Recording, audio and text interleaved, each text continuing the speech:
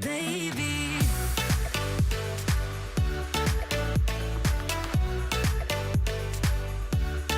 Baby,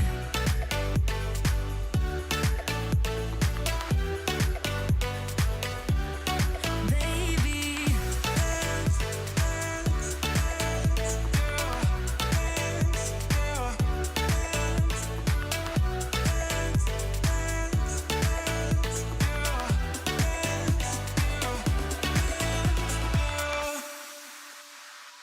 I know the feeling, it's traumatizing. I fall apart piece by piece.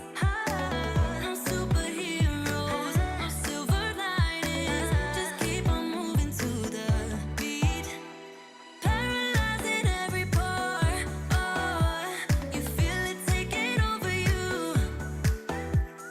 To the center of your core. The lies are getting overused.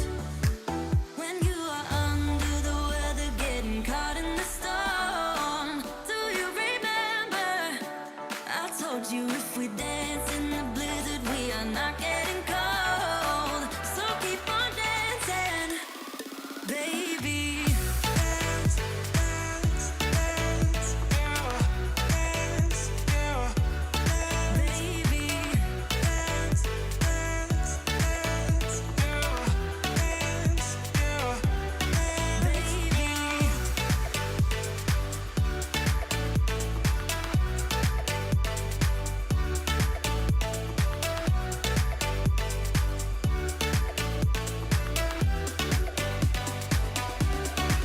We fall apart, piece by piece. That's how the little things get huge. Just keep on moving to the beat.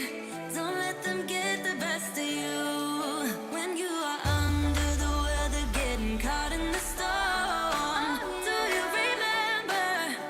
I told you if we dance in the blizzard, we are not getting cold. So keep on dancing, baby.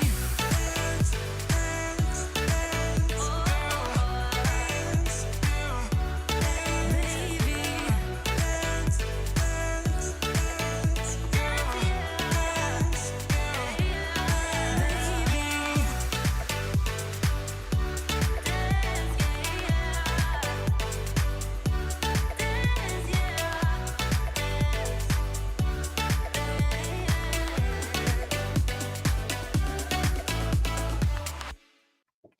Well, hello, planners. How are you? Now, I've talked about making time to take scheduled breaks to avoid burning out. And I've also told you to use your planners not just as a productivity tool, but also as a way to help you with your self care. So, something to focus on when you are feeling a little bit stressed or overwhelmed. But what if you're already being mindful, treating yourself, and taking in those intentional breaks, but still feel low, anxious, irritable, sad? Well, in today's live stream, I am going to talk to an expert to see if these symptoms that you might be feeling, because I know I have been feeling them for I think the last 6 months, may be because of menopause. That's right, menopause, that physical and emotional roller coaster that some women go through. So, without further ado, let's get started.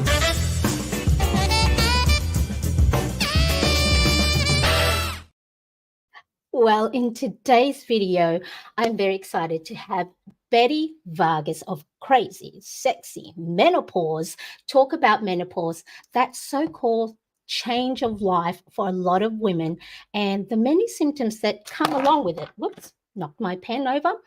But really, more importantly, what we'll be getting from today's live stream is she can tell us how we can manage menopause to be able to live vibrantly from the inside out, as Bette teaches. So, look, let's not wait any longer. Let's bring Bette on and say a lovely warm welcome in the chat, ladies and gentlemen. Bette Vargas of Crazy Sexy Menopause. Hello, everyone. Hello, Thank you so hello, much, Betty. Marianne, for having me today. Oh my goodness, thank you for joining me. Now for Betty, it's Friday afternoon, and here in Sydney, Australia, it's 9:30 in the morning. So I do appreciate you taking, you know, your precious time to join me here on my Marianne Cresp live show. Always a pleasure, and I love the intro. Oh, now, I have only been doing live streams since September of last year, and I have made many, many mistakes along the way. And so I'm sure I have a lot more to learn. And I do appreciate having you as my well, you're my second guest, but you're my first guest because we do have someone else waiting in the green room that I will bring a little bit later on to help us further talk about mindfulness and mindset. So, now, ladies and gentlemen, Betty is actually a certified holistic coach. She is a personal trainer and she is also a senior fitness, weight management, and behavior change specialist. Now, you guys know here on my channel, I talk about creating effective habits to make sure that you are living your full life and whatever goals you have, that behavior change is very, very important. Now she is also, guess what, a champion race walker. Now, if you don't know yet, Betty does have a YouTube channel, which I'll talk about. And she talks about how power walking is a really great way to incorporate movement in your day. Race And of walking. race walking, race walking. Oh, there we go, race walking. See, There's a we learned. difference. There is. Yeah. Maybe that's a. We can talk about that maybe on another guest, because I do love walking. I mean, it's going off tangent here, but I like walking, and you can tell me the difference between race walking and, is it power walk? No, power walking is different. Race walking is what you see on Olympics. Yeah. Yes. Yeah, Yes. that one. Yeah, that's the Yes. one I had in mind. Not so much, and now I see what about power walking. And of course, Betty also is a former USA track and field official. She has presented at conferences for major corporations and has produced events focused on fitness. Well, talk about having an expert, right? So I've got you covered, everybody. Now, she is also the host of Crazy Sexy Menopause on YouTube, and I am so delighted to have her talk to us today. Now, we do have some lovely viewers. I can see the chat is going off here, so let's quickly have a look. Now, make sure if you haven't said hello yet, make sure you do, and if you are from Crazy Sexy Menopause, let us know so then I can welcome you. So let's have a look. We've already had Elle, Chucky, Irene, Budgeting Mama, May, hello, Marcus. Marcus is here. So, and, Betty here on my community, they all say hello and support each other. It's a little get together on a Saturday morning for me, Friday afternoon for a lot of you. So, bye, Betty. Yoo-hoo. Oh, excellent. Thank you so much for making Betty feel so welcome here on our show. Thank you. Thank you. Thank I should you. change some behaviors. Yes, Marcus. But you're doing a lot of great things, Marcus. I've been watching. Now, there will be time for Q&A. So please, if you do have any questions along the way, if you can, type a Q in front of it or question marks. That way, my eyes can spot it a little bit better, because these eyes aren't any good now. Now, like I said, we do have someone else in the green room that I will bring on a little bit later on. So I'm excited to have him along as well. Now, Betty. Surprise. Now, Betty, I must admit, I didn't know much about menopause apart from, what I know my mum went through, the hot flushes, night sweats, and the irritability. Thanks to my my dad letting us know that, shh, watch out, well, be mindful around your mom about this time. So my understanding of menopause was really much limited to those physical symptoms, and that that it happens maybe for women in their 50s. Now, I am close to 50. I am 48 years old, but still, I did not think that I'd be needing to even think about it until someone mentioned, I think either on here or on my Instagram, that maybe my recent stress, overwhelm, and bouts of sadness may be due to menopause. Now, have you found that with a lot of women in my age group, so in their 40s or maybe late 30s, have not considered menopause as maybe the cause of their physical and emotional roller coaster? Is that something you've seen in your line of field? Absolutely. And there have been women who have who've posted on social media, that they're going through something. And I remember one woman saying that she wound up, for no reason, she had to pull her car off of the expressway and pull over on the side of the road, just in tears, just uncontrollably crying for no reason at all. And I just posted to her, I said, listen, have you considered that you might be going through menopause? Because that was the age that that was the age range that she was in. And so she said, well, no, I had not considered menopause. I'm going to check with my doctor. And so that is, that's something that that most women have absolutely no clue about, because just like you, the only symptoms that we hear about are the hot flashes and the night sweats and those types of things. And so, when we understand, what I try to do is educate women and let them know that there are over 40 symptoms associated with menopause. You've got the hot flashes, the night sweats, bloating, anxiety, depression, weight gain. You've got vaginal dryness, brain fog, increased blood pressure. I didn't know this until I was casually talking to a nurse that a symptom of menopause, of perimenopause, is increased cholesterol. So if you go to a doctor and they're saying you have your cholesterol, you get your lab work done and you have high cholesterol, you may think there's something wrong with you, but it's a symptom of menopause. Then you've got your a decreased attention span. It's dry skin, dry hair, dry eyes, itchiness. It's crazy. Heart palpitations, painful sex, insomnia. So all of these things, and there are more symptoms than that. Now, some of them are some of them, as we get older, are attributed to the natural aging process. But a lot of them, if you're in your 30s, in your 40s, in your 50s, it's probably menopause. Exactly. All the symptoms that you have talked about just then, I was saying a lot yes to, but at first I thought it was just because, it might have been burning out. I do have a son who's 14 years old, who's on the autism spectrum. So he's going through a lot of different things himself that I need to make sure that my husband and I and my oldest son need to manage. But I just thought a lot of the symptoms, a majority of the symptoms you talked about was because of that burning out, that of course the many challenges that come along as a parent of someone who has special needs.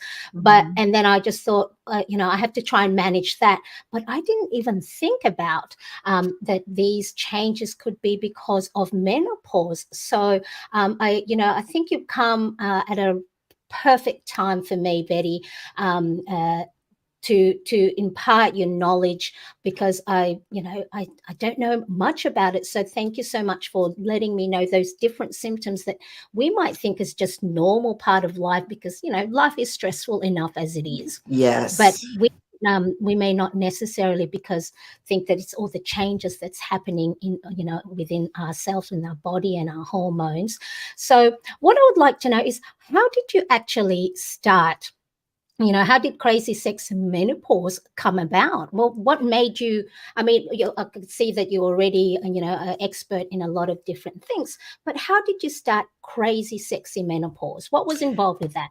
Well, my mother died when I was 10, and so I didn't have that mother figure or a mother figure to usher me through the milestones of womanhood, puberty on through, So when I began having children, I have two daughters now that are premenopause, and so when they were younger, I've looked at my life as I see them growing, as I saw them growing. And I thought about, my gosh, I was so young and I just didn't have that kind of guidance. And so once I got older and I started learning more about menopause myself, as I was going through it, I looked at my daughters and I was like, well, who's going to tell them? It's got to be me. And there must be other women out here who either have had my same experience or their mothers didn't talk to them about this particular change in our lives. And the more I talked about it, the more I found that there were many, many women who didn't have the conversation with their mothers. Now, in our community, we have a rites of passage for young women who are entering into puberty, but that is not the case for women who are going through the menopause spectrum, and it's such a silent conversation. People don't want to talk about it. It's being talked about more now because I think women are feeling better, eating better, looking better, and so the menopause or the 50-year-old of today is not the 50-year-old of years gone by. And there were just a lot of things that women just didn't talk about. It was a secret, and so now everything is like I was always of the mindset, if they're old enough, and I'm speaking about my children, if they're old enough to ask, they're old enough to know. And so that's when I just began asking every woman that I knew who was older than me what their experience was. How did they get through? What did they do? And so I've got a plethora of solutions from, if I have a hot flash, I turn on the fan. When the hot flash goes away, I turn off the fan. It's just that basic to more elaborate solutions. And so it's and then there are just certain groups I found, certain ethnicities or certain cultures that just don't have the same outlook on menopause as other mostly Western societies have. And so it's been a learning process for me. There's not a lot of data on this transition, especially with women of color. And so a lot of the research being done is on Caucasian women. And that's something that I'm focused on changing as well. I love it. I love it that through the need to help your own daughters, you are helping a lot of women with education, self-help information related to menopause. I really do love a great origin story. And I think for me here on my channel, that's also a thing of through my own, struggles that I didn't think that me saying things out loud that I'm suffering is something that could help someone else. So your channel, Crazy Sex and Menopause, is such a wonderful platform for women to learn about, menopause and everything that comes along with it. So I appreciate you, having that.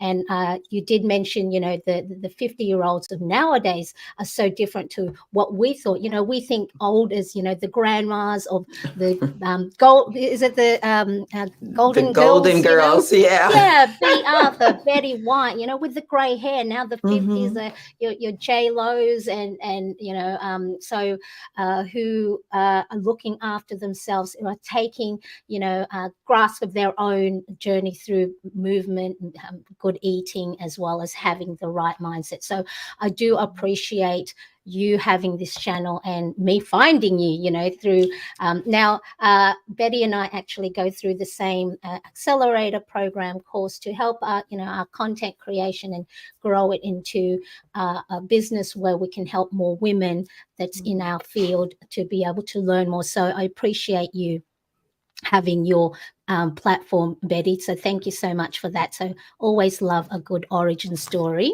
Thank you so much for having me. Excellent. Now, we've just quickly had a few symptoms, budgeting mama. So yes, my over 40 symptoms.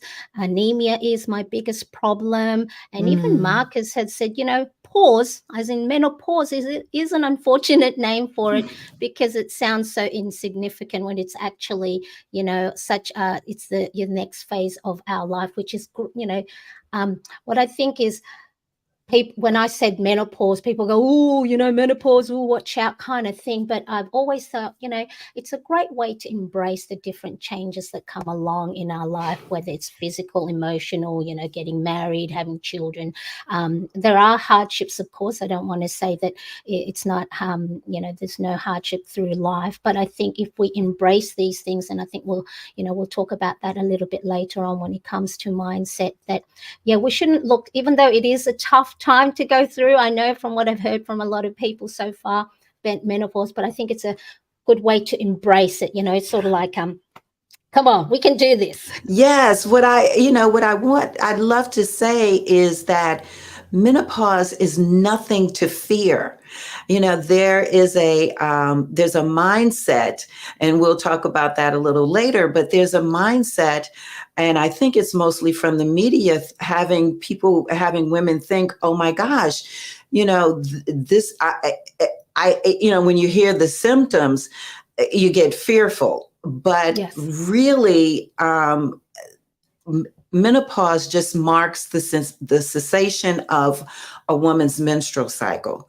That's really all it is. It means that she can no longer have children. That's the end of her childbearing years, and it's a decrease in the estrogen. And when the body is decreasing the estrogen, then and the same thing happens for men with their there is a male menopause, and so our bodies go through different stages within these aging processes. And so while the body is adjusting and re-leveling in this process, these things tend to happen. And so as our hormones begin to level out, they're fluctuating, like, as you said, the roller coaster. And so it's a confusing time for us because we don't understand it, but it's just like our children going through puberty. It's like puberty in reverse. And so when we look at our children as they go through puberty, we're like, oh my gosh, who is this person? And when my children were going, well, my daughters specifically, were going through puberty, their track coach said to me, "Mother, just bear with her. Understand that this is what she's going through. Her head will turn around like the Exorcist, but she will be fine when she turns 18." And so And so, that having that, having that frame of reference and knowing that, okay, this is a period of time, this is a period of adjustment that I need to settle into because it's not going to end tomorrow, and just understand and take not necessarily a reactive stance, but be proactive, be compassionate, be understanding, and because this too shall pass. And so, Exactly. the same thing holds true for menopause. Exactly. I'm sure my husband asks the same question of, who is this woman? She was so loving this morning, and now expletives and swear words are coming out of this 4'11" woman, and she's going crazy. And then after dinner, she's all, "Oh, hello, darling." So my poor husband Yes. is going through probably his own changes of trying to manage his wife, going through Yeah, these and when I was changes. going through menopause, my children were, because I was divorced during the time that I was in going through perimenopause, but my children were like, "Mom, you're acting crazy," and I'm like, "No, I'm not crazy. You're crazy." Leave me alone. Don't talk to me. Yeah, Yes. exactly. Oh, I love it. Yeah, exactly. So, I love that. On one end we've got going to puberty, and then the other end menopause, and I think we should Yes. embrace it. Now, just on a tangent, on your most recent walk with Betty, you had a spiritual elder talk about how we should embrace this moment, the way we're introduced to puberty is sometimes the way we tackle menopause. And so if we look at it in a positive mindset, then it's something that's not to be scared of. And you hit on the right word there. Let's not be reactive, but proactive. And I think we're going to talk a little soon about the different ways to prepare ourselves. We can't wait until we're in the in the hot water, so to speak, with the hot flashes and night sweats. We need to prepare ourselves, so it's a lot easier. Like any habits, you can't change overnight, so it's important that we look at ways now, even for those younger ones who may not be going through it. This is a lifestyle. It's not just do the things we'll talk about as something to do when you're in menopause. So I appreciate that a lot. Now, we've got a lot of people in the chat talking about it. So Elle, thanks for talking about it. My mum and the other women in my family won't discuss it. Yeah, it's sort of like with a lot of things that happens with women, we don't talk about it enough. We don't. Whether it's infertility or miscarriages, or the difficulty when we go through our menstrual cycle or menopause, because it's people think that's women's business. Shh, don't talk about it. Keep that for yourself. And then that's when we, as those going through it, now feel like it is taboo, that I have to suffer alone. So I appreciate you having this discussion with us today, and having your platform to talk about it. Marcus says that it's sad, it's still a taboo for some. Exactly. Now, Elle here says, you don't want to even know how I'm managing my period, starting since there was no support. So I knew I would eventually need support from other women. So from other women like you. See, Betty, that's for me, like I said, you've come at a correct time, because I wouldn't have even thought about it until maybe after my 50. They have it with the men. When you turn 50, go visit the doctor to have your check. But there's nothing, there's nothing for us, is there? There's nothing.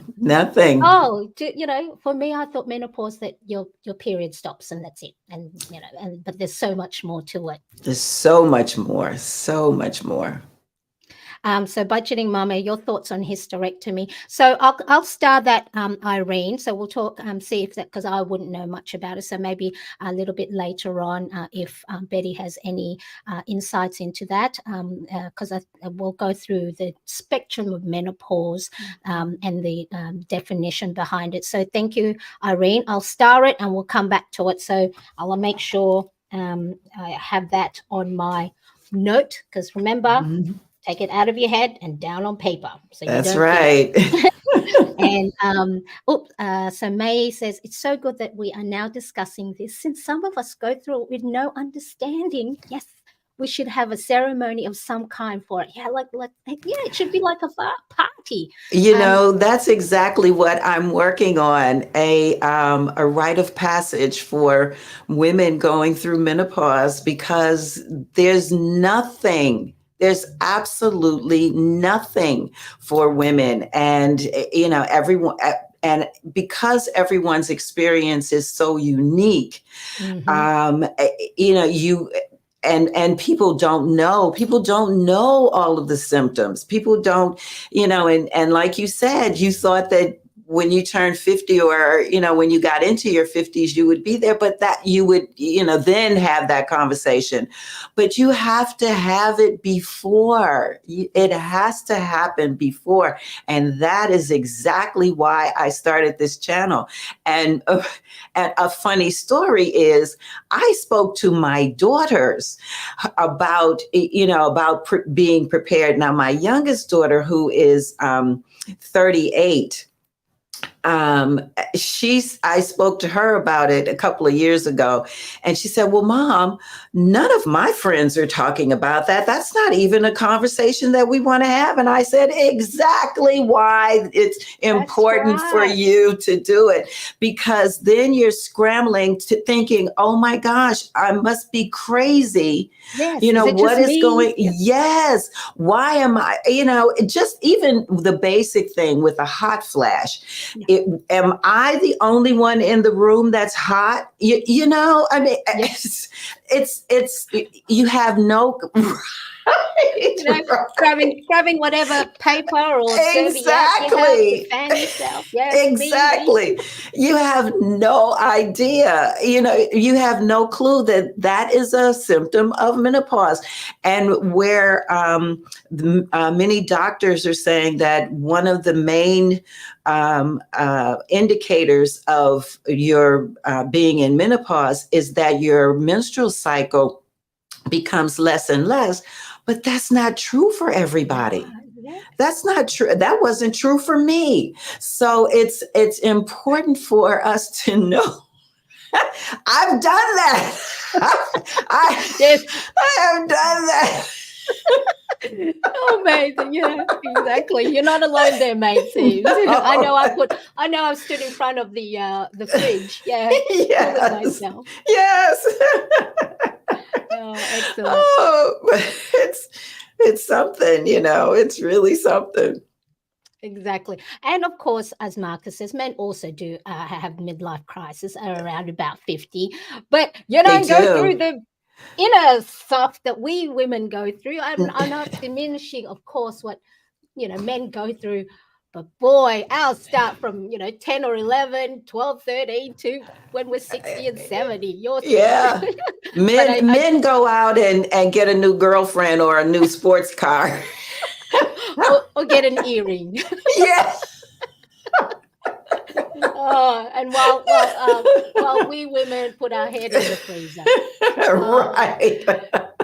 oh, there's some really, really good conversations going on in our chat. Thank you, everybody. Now, we talked about the spectrum of menopause because for me, all I thought Yes. was the word menopause, no period when you're in your 50s, hot flashes, and night sweats. But there's actually a spectrum. So, Mhm. talk about the different types of menopause and what's involved in each. Yeah, it's not a singular event. It is a continuation of our evolution. So as we move forward, it's just a continuation of that. So premenopause is the span of time between puberty and the onset of perimenopause. And Right. so that's the time where women are thinking, oh my goodness, what's going on with me? Am I going crazy? What's happening to my body? I'm gaining weight. all of those symptoms that I talked about before can happen during this particular period of time. And if you are, I'm sorry, you're doing premenopause. Yeah. So premenopause is the time where you're like carefree. That's my daughter, the 38-year-old, she's carefree, having a great time. Periods are regular, nothing to be concerned about. That's premenopause. Right. You have, so there's no care in the world. It's not on your trajectory, and everything is right with the world. Right. That's premenopause. Then perimenopause is what I was sharing about, that particular time in your, it's from your mid 30s to your 50s to 50 years old, where your ovarian follicles are decreasing, your cycle becomes erratic, your hormones are imbalanced, and that's the roller coaster period. Right. And so during that particular time, that's when you are, let me just say this, that's when you can get pregnant. If you're not using some kind of contraceptive, and that's also when you can have multiple births. Because if your cycle is, if you have it 1 month and you skip 2 months, maybe you might have had an egg in there. Right. You don't know, and you can have multiple births. Right. So it's important for you to track your cycles, and we'll talk about that a little bit later. But it's extremely important during this particular time, because it's extremely important for you even during the premenopause stage, because that's when you'll begin to know something is different. Okay. So is that's perimenopause. That's perimenopause. So I think that's where a lot of women have the symptoms happening. And yes. I think that would be what we call menopause. Would you say? Is that, when people talk about menopause, really that's right. the stage. That menopause. But like I said, it's a spectrum. And that's what's very confusing about menopause, because everything is kind of lumped in under that name menopause. Yes. So, when you're thinking, if women understood that there's a premenopause, that there's a perimenopause, that there's a premature menopause, that there's a postmenopause, if women knew that, then they would think differently about this particular period of time. Right. It's my opinion. Yeah. So postmenopause, what's that one? So postmenopause is after you have gone through 365 days or 366 days, if it's a leap year, without a menstrual cycle. That next day, you're postmenopausal. Right. Okay. So you that's have when I was thinking. That's when menopause is when you no longer have periods for a long time. That's when the menopause happens. Right. No, wrong. Okay. Right. It's 365 days without a menstrual cycle. It's a full year without. So if you go 11 months without a period, and then that 12th month you have a period, you have to go through it all over again. Right. So you have to go and track your period again. Yes. For the whole 365 or 360. Yes. Wow. Absolutely. Yes. Oh my goodness, this menopause timeline can go on. Yes, for years. Yes. But that's okay, because we're going to know soon how to manage it. So shouldn't be a scary thing. Exactly. So, all right. So now what is premature menopause? I've never heard of this one. premature menopause is typically you're thrust into menopause via surgery or some kind of autoimmune disorder or some kind of trauma. I just had an interview that I'll be posting soon with a woman who had an emotional experience, a traumatic experience happen in her life, and that thrust her into menopause. And so it's, any kind of medical treatment.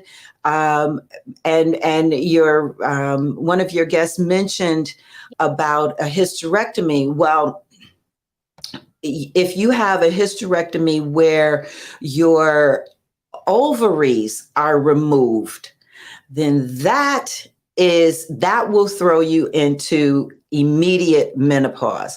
Now, if your uterus or your fallopian tubes or, anything else is removed,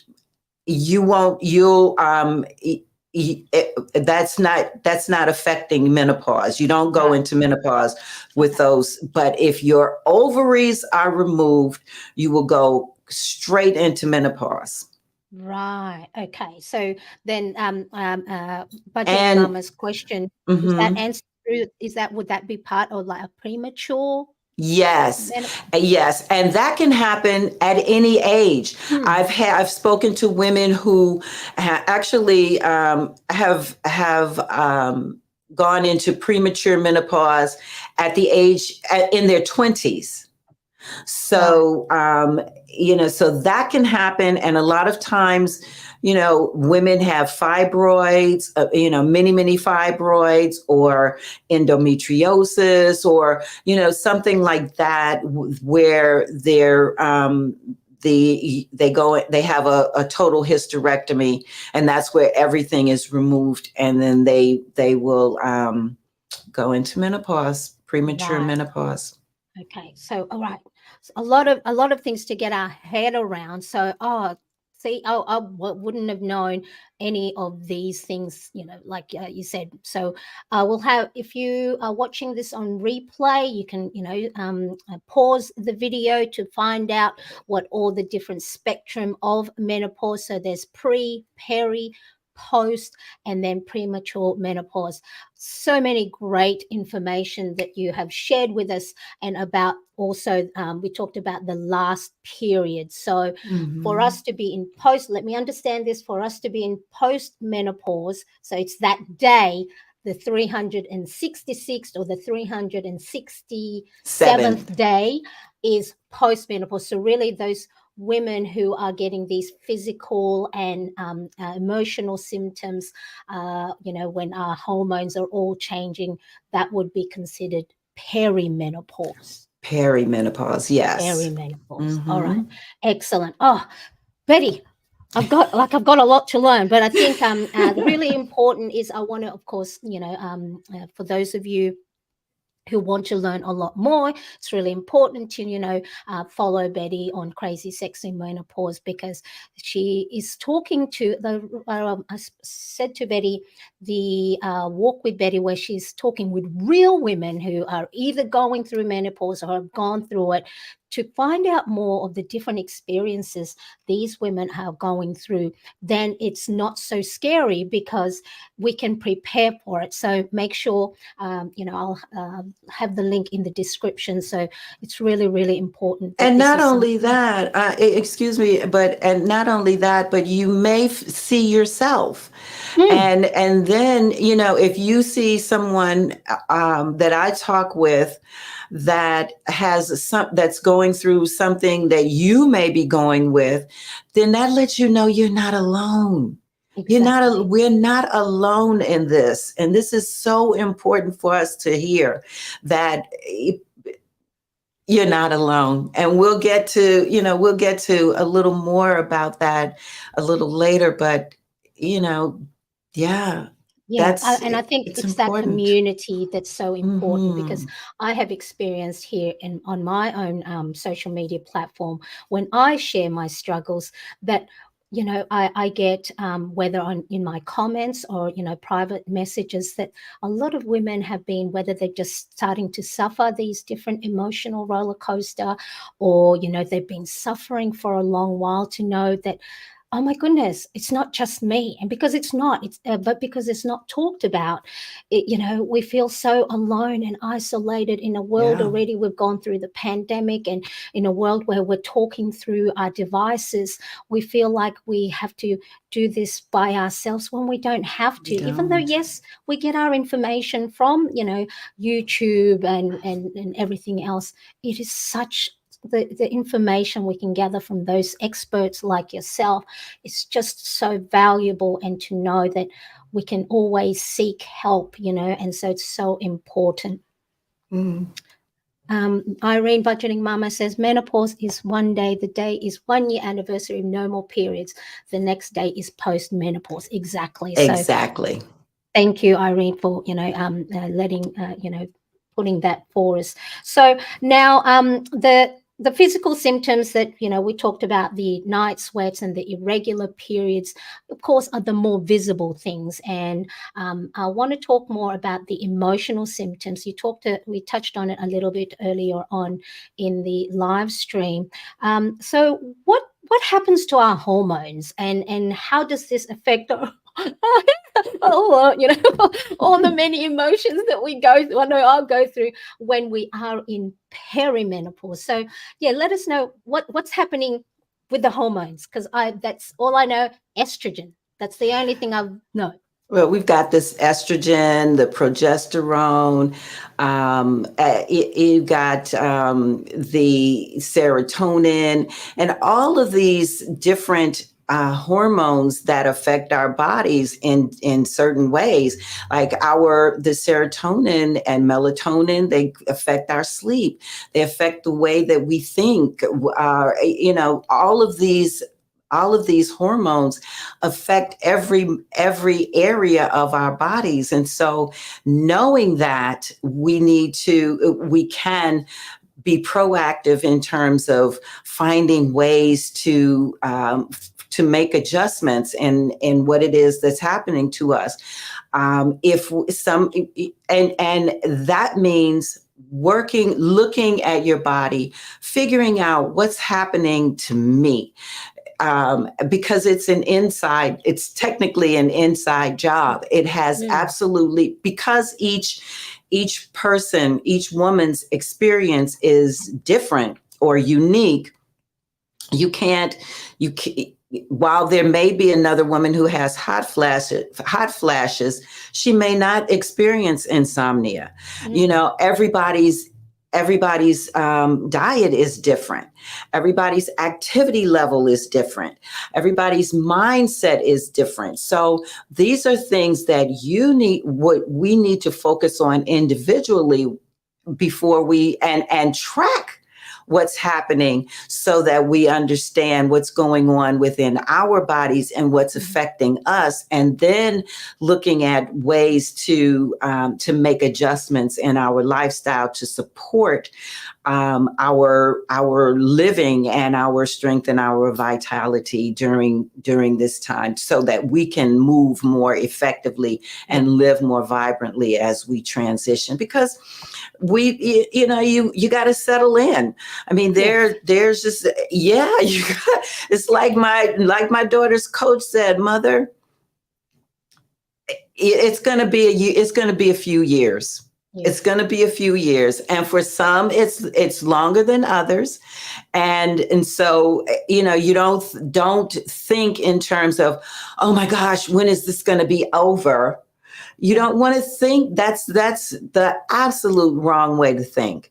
You settle in and figure, and typically, and not typically, but the adjustments that we make for ourselves, they're most likely the best things that we can do for ourselves in the long run anyway.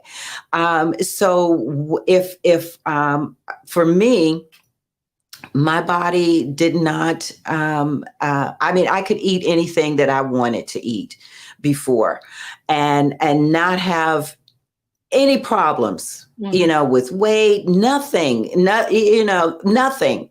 So now I can't eat like that anymore. I can't, bread does not like me. Spicy foods does not like me, do not like me. So I know this now about myself. I have tracked these things for Mm. myself.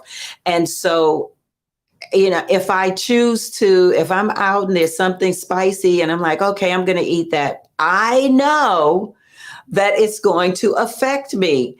And I make the choice to eat it or pass. And, Right. and so that's an important thing for us to understand, is that, we need to track our what it is that we're doing, and knowing yourself, knowing your body, Mhm. and loving the skin that you're in. Just Yes. loving the skin that you're in and who you are becoming, because that person that you were is in the past. Mhm. She's Yes, she's she's evolving exactly. into someone better. Yeah. And Oh, so oh, that's who that's what we're focused on. That's where we need to focus on, what making ourselves better or being better. I love that. Making ourselves better. It's not that we going through it that we're going to downgrade. It's we're going to, what's the next step? Oh, I love that, Betty. Oh, Yes, I love it. I yes. love it. That is so wonderful to hear. Now, just a quick backstory for me, for those who may not know, I had a mental breakdown at the beginning of the year.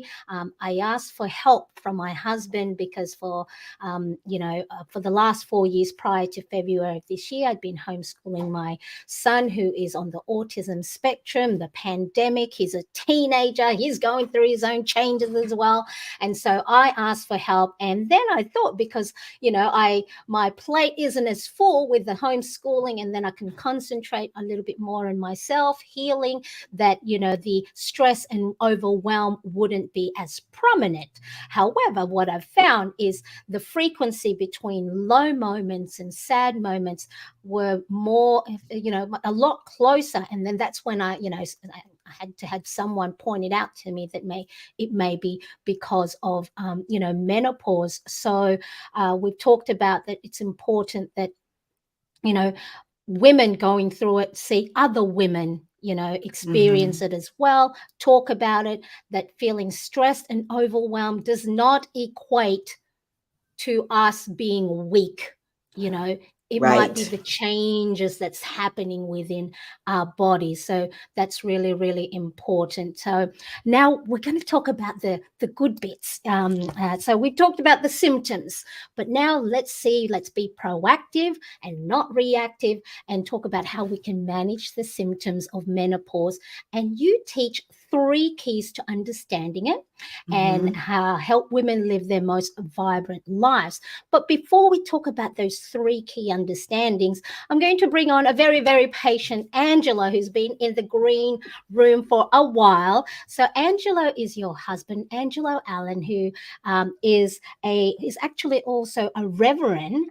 So let's bring him on. Thank you so much for being ever so patient, Angelo. My So pleasure, Marianne.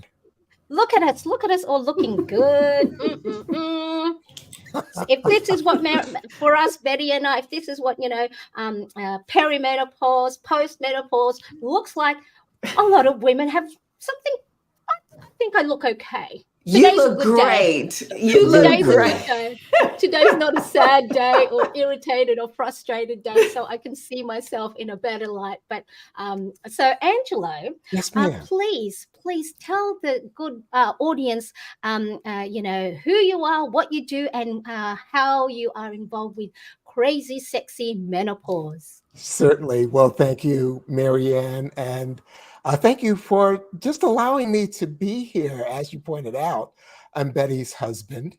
And my role in Crazy Sexy Menopause is largely a lot of back end technical stuff. I make sure that when we're ready to go live with Betty's show, that everything is set up in our studio properly. I do a lot of video editing to make sure that, you know, we're handling all of that stuff as well.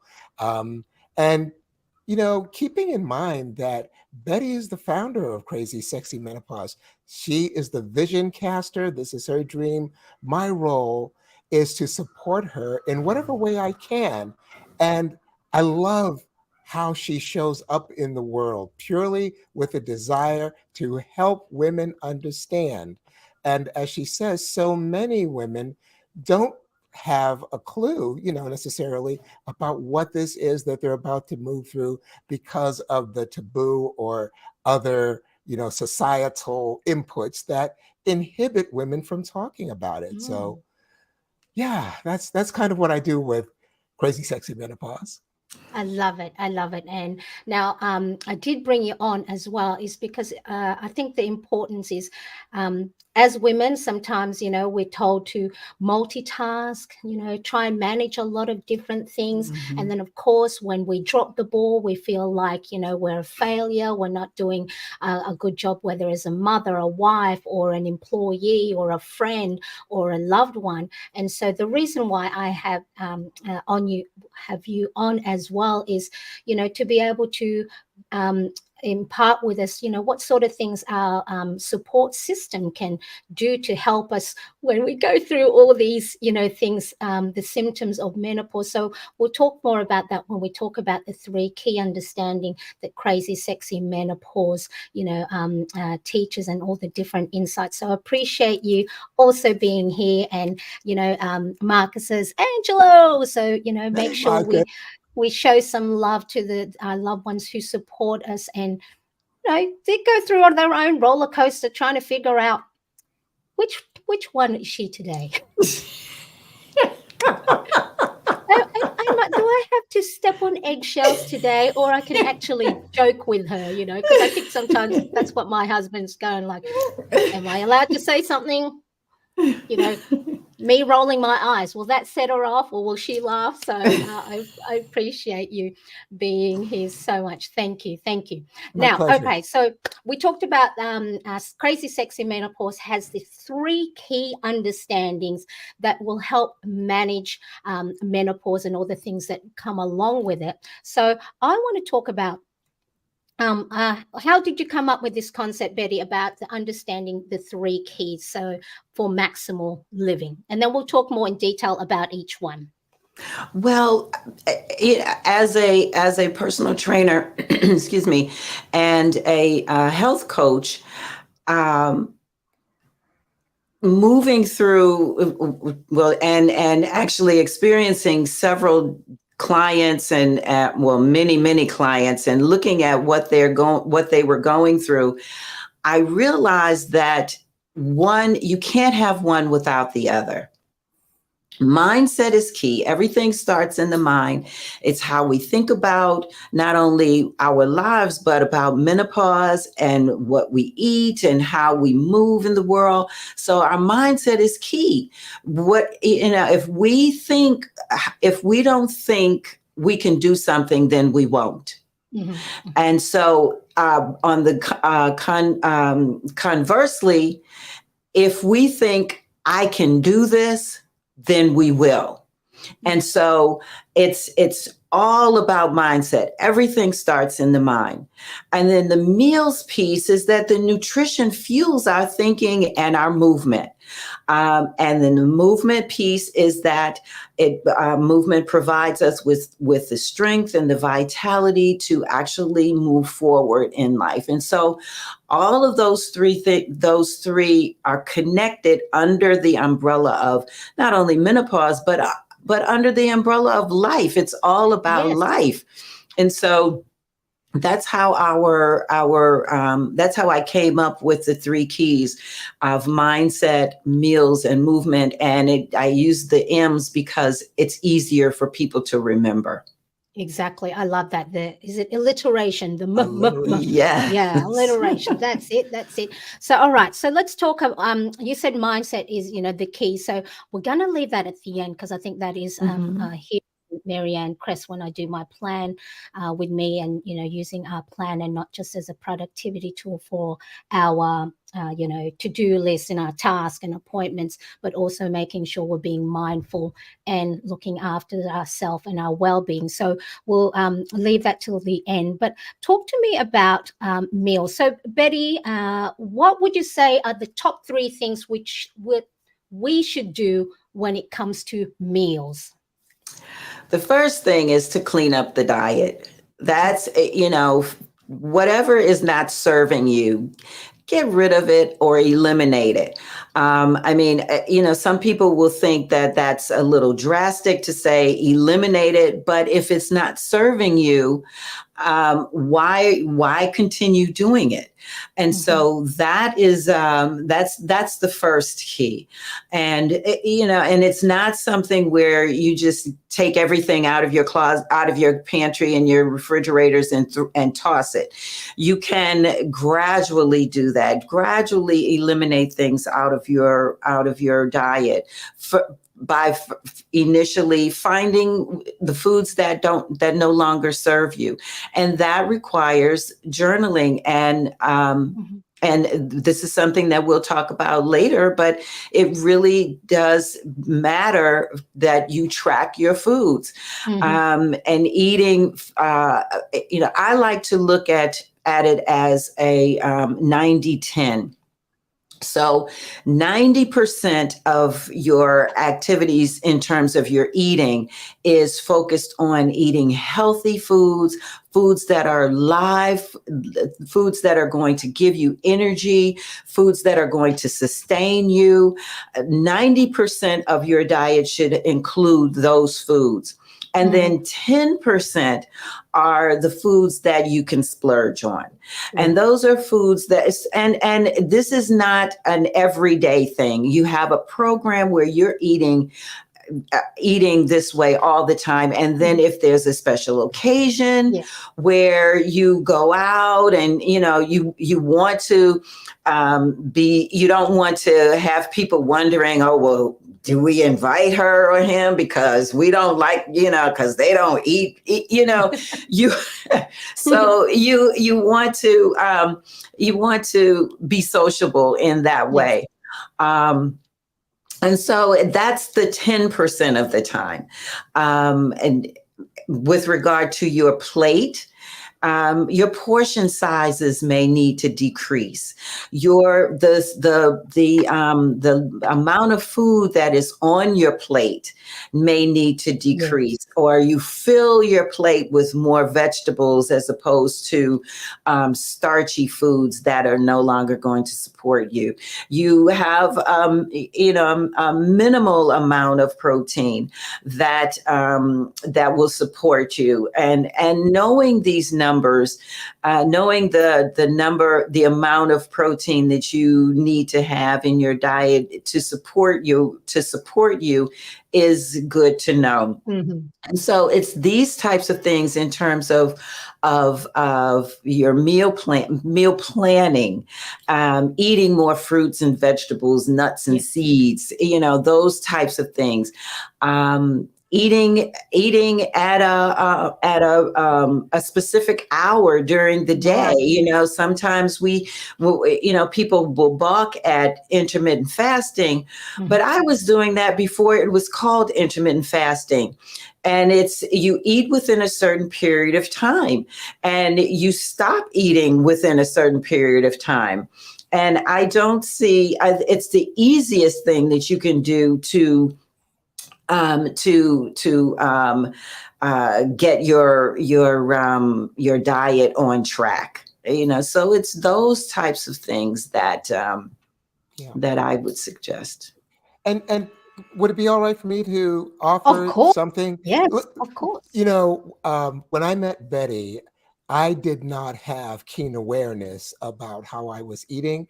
I was a much heavier man. I was generally less healthy.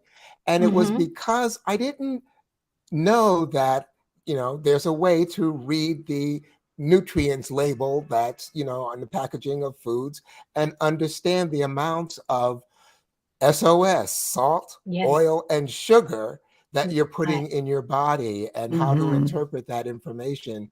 So that I just wanted to put in that general awareness about what you're eating, and to know that not everything that's called food is real food. Some of it truly Exactly. is Right, junk. right, right. So Yeah. thank you. Exactly. Yeah, and also I might add that if you have a salt sensitivity, if you have high blood pressure, the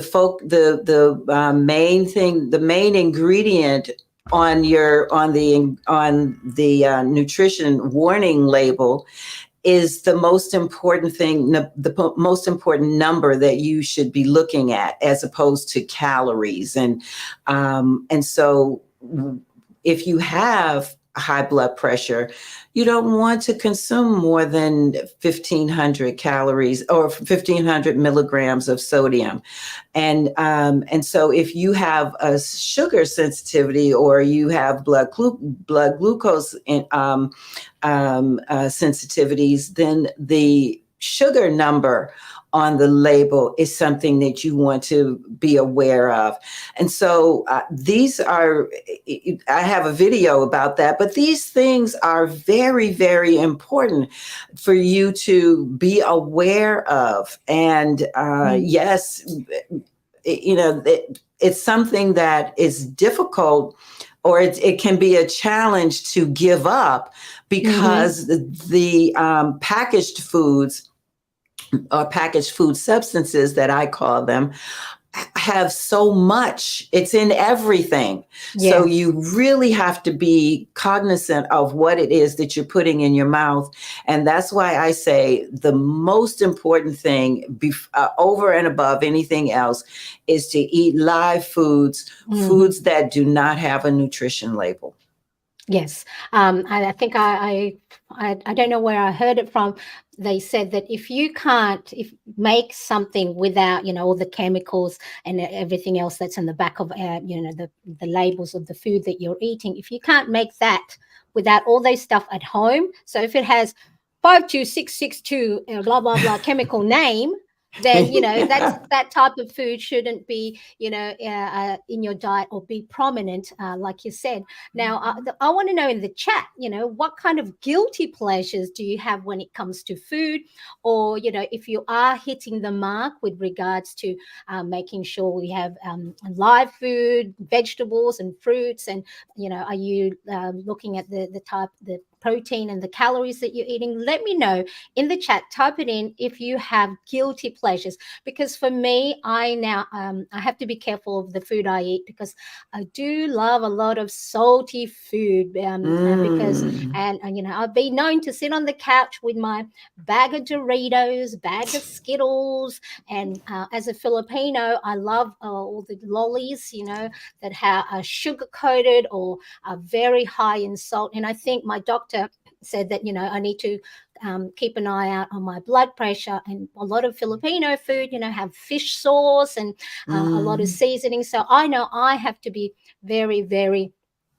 aware of the type of food that I'm eating. And like you said, have sometimes, not all the time, have those foods, to make sure that, I think sometimes if we say no to it, and then we will want it more. You lust after it, and then you overeat, you binge. And I'm guilty. I have my guilty pleasures as well. I love pastries. And so, I will, every now and then I'll have a pastry, and, because I know that I'm going to, if I don't get it, then I'm going to start thinking about it in my mind. It's just going to be, oh my gosh, I know that taste. And if I see a commercial on television, the marketing just kind of sucks you in. And and if you pass a pastry shop, the smell, the aromas from, so don't put yourself through all of that. Go ahead and have it. Have a slice. don't eat the whole cake, Exactly. just everything in moderation. But if you have a sensitivity towards that, that is really something to look at and make sure that you are, you may have to give it up. You may Yes. have to give it up. I mean, I do things in moderation because that's not something that affects my metabolism. Mhm. I don't have high blood pressure. I don't have, I'm not pre-diabetic or anything like that, but but it does affect me, my menopause symptoms. And Mhm. so that's more important to me than anything else, because I don't want to feel bloated. I don't Yes. want to feel uncomfortable. I don't want to be up several times out of the night because I have night sweats. And so it's more important. Those things are more important for me to just say, okay, you know what, I won't have it today. Exactly. And it is Exactly. one day at a time, really. Yeah. So now I know uh, James Clear has the book called Atomic Habits, and he has 4 laws of behavior change. And one of them is, for you, if you want to build effective habits or good habits, make it obvious. Of course, Hmm. the other way is if you want to make sure you're eating healthy and you don't have, too much of the junk food. Um, do the opposite. So don't make it obvious. Take it out of your pantry. Don't have the whole shelf full of chips and lollies and all the different sugary and salty things. So that's important too. That, Yeah. if it's not obvious, then you're not going to reach for it for when you are weak, when, as in, like, your emotions, are low. And if your habit has been for the last 20, 30 years that you go towards junk food and food as a comfort, then if it's not there, as much, then you won't gravitate towards it. Yeah. If it's not there at all. Yeah, It- exactly. and if you have let's say you have a display of fruit Mm, on your counter, yes, go opt for the fruit. Put the fruit in the refrigerator where it's easily accessible, not where it's down on the yes, lower, in the lower compartment of your refrigerator. Put it where you can see it in the refrigerator. So when you open the refrigerator looking for a snack, it's right there, and you've got a variety of fruits and vegetables there to snack on, as opposed to something that is not as healthy. yes. Someone said we always go for our condiments and sauces that's in the fridge. So it doesn't matter where it is because we're going to go find it. So we normally put that on the door. So why don't we Hmm. put, the healthy stuff, the fruits that's accessible, rather than, like you said, at the bottom of the, fruit and vegetable drawer, and then you open it and then, oh, I forgot that I had apples there, and that, now they're Yeah. all rotten and everything else. So um, now May says, for the first time, I recently have very high blood pressure, so I must watch the salt too.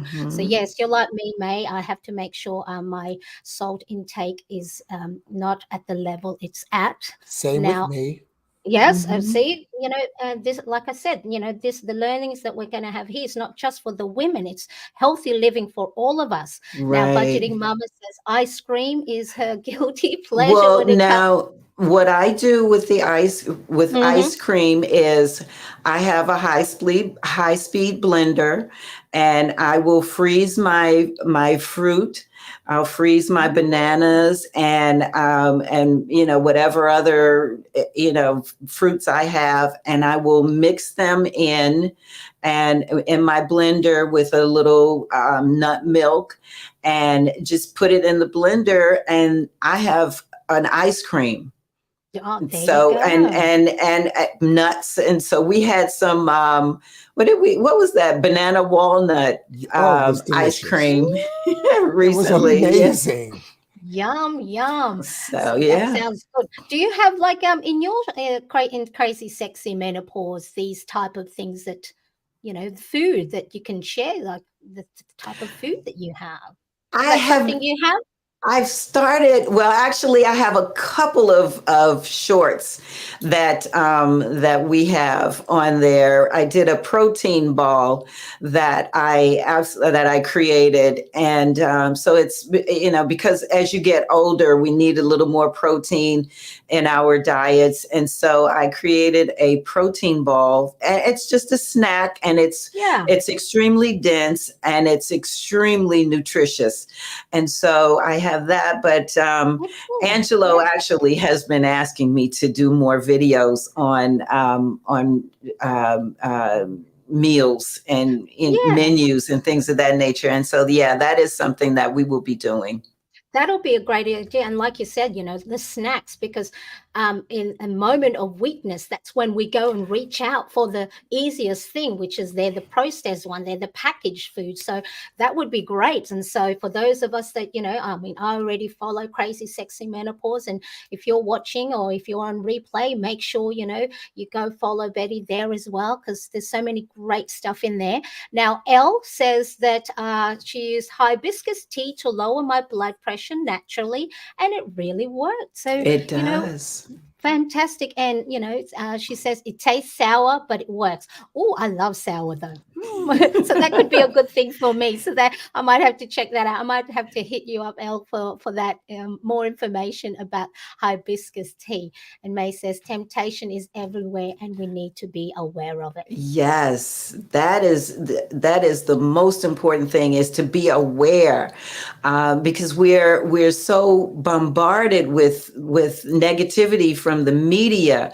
It's, the smells and the all of the images and the advertising. It's everywhere, and then you want to do what's best, but then without thinking, because all of these messages that we're receiving are subliminal, before we know it, we have something, we have a chip in our mouth, Exactly. so it's really, when you're focused on wanting to change your habits, that has to be foremost in your mind. Absolutely. I also want to just double tap on something that you mentioned, Marianne, when you just find yourself responding to an urge Mm, to indulge, and just grab that Hershey's bar or yeah. whatever it may be. You know what I have found for myself sometimes when I'm getting those urges, I'm not really hungry. I'm kind of thirsty. Thirsty. And that Mm, brings me to, what Betty is telling me all the time, that water is an important nutrient all by itself. So that's what yeah, I've learned. exactly. Yeah. I've Well, taught you well. Betty, the great teacher, woohoo! Reaching not just women around the world, but also the men in the next room. Yes. Wonderful. That's so good. That's so good. Yeah, and we have to remember too that when we do reach out for the junk food more often than not, that's because we have built that habit for a long while, and through learning about the neuroscience about habit building, not just for myself, but I started learning about it to get to know my son's brain a lot better. Is Mhm. our brain 95% automatic and 5% conscious thinking. So when for the last 25 years, when we know that, as you said, when I'm bored, when uh I'm not even hungry, but I just reach for something, and we reach for something Mhm. that's not healthy, it's because we have had so much habit. That's the cue that there's a cue in our brain, and we go, oh well, when this happens, I just go to the cupboard and then go and reach for something that's easy to eat It's rather about than just Actually, prepare. unconscious. Mm, actually, what's really happening is that your body is searching for the water that is in the food that you're getting ready ah, to eat. So it's searching for water. It wants the water because we're over 70% water. And so your body needs the water. Your brain needs, every area in your body needs water. I exactly. know if I don't drink enough water, I am going to I'm going to feel it at night. If I'm dehydrated, I'm going to have a bad night. I'm going to either be, I'm going to be I'm going to have insomnia, or I'm going to have night sweats. I know this, but and so if I'm hydrated, I don't have that problem. Our body is searching for the water. Exactly. May says, thank you for the info about water. Water is life. Water And yeah, I is just life. I have, my water next to me at my desk because I'm always on my desk. Have a few different water bottles around the house. Don't just keep one. So if you stop at the kitchen counter while you're making coffee, while you're waiting for it, have a drink of water. So whatever it is that you do habitually, connect the drinking water with it as often as possible, because that could be, like Angelo said, that maybe you're not hungry, you just need to hydrate Thirsty. yourself. Mm-hmm. Yeah, exactly. So I love this talk about things. So now I'm going to, you do have an ebook that has more information about that. So I'll share that. So for those of you who may have just joined us, I have Bette Vargas from Crazy Sexy Menopause with us here today, and Angelo Allen, her husband, who is, behind the scenes guy that support Bette. And so we all need a great support system for us. So we have been talking about the 3 key understandings for maximal living and how managing menopause. So we talked about meals. Now let's look at movement. So when it comes to movements, what are some simple and accessible movement that we can do, especially for those that maybe don't have movement already as part of their day-to-day life? So I know if we say to someone, oh, you need to exercise more, that in itself is such a big task to ask of someone. So what are some simple and accessible movement that we can do to make sure we are managing the symptoms of menopause and just healthier living?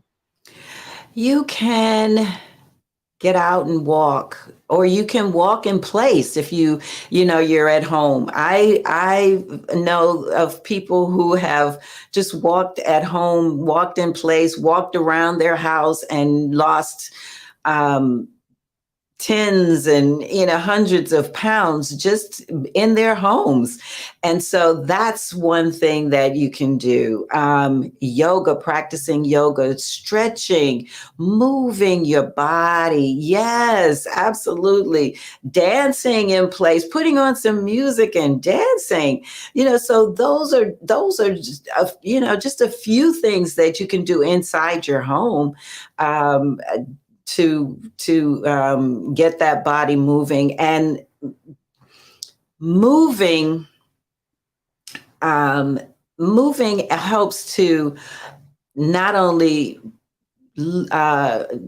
get you to lose weight, but it also helps to release negative emotion. Yeah. And I'll share with you that during COVID, I lost 8 relatives and 2 friends to the COVID pandemic. And so I was literally paralyzed with depression. And so it was a very traumatic time for me. I was Crazy Sexy Menopause at that particular time was going to be a podcast. And so I just couldn't do it. I fell into this grief that just stopped everything. And it was only until I began to start moving, and I'm really grateful for Angelo and him supporting me through this particular time and letting me know that everything was okay, that, he's there, he was there for me, he supported me in whatever it was that I wanted to do or whatever I needed to do and who I needed to be at that particular time. And so he helped me through that grieving process, because there's stages of grief. And so he assisted me in moving through that particular process. And emotionally, But it was until I began to literally start moving my body in the form of dance. I would put on some music and then I would just be in the room dancing by myself. And I literally would feel the emotions just washing out of my body. And it was during that particular time where I began to feel lighter, and not necessarily lighter physically, but lighter emotionally. And so it was beyond the prayer, it was beyond the meditation, it was beyond all of these other things that we know to do that are self-care.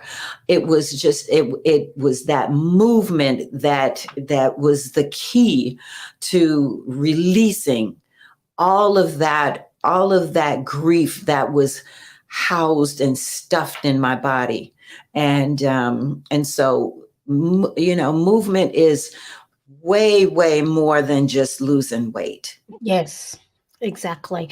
Now, I know probably a couple of months back, I did, I wanted to, because I hadn't been outside of the house for a while because of my anxiety. And so I just, my husband, Edward, just go for a walk, put your walking shoes, your running shoes on, or your sneakers, and just walk. And there was no agenda, just walk. I didn't have to try and, do fast paced walking. It's just walk it out, and, get some sun.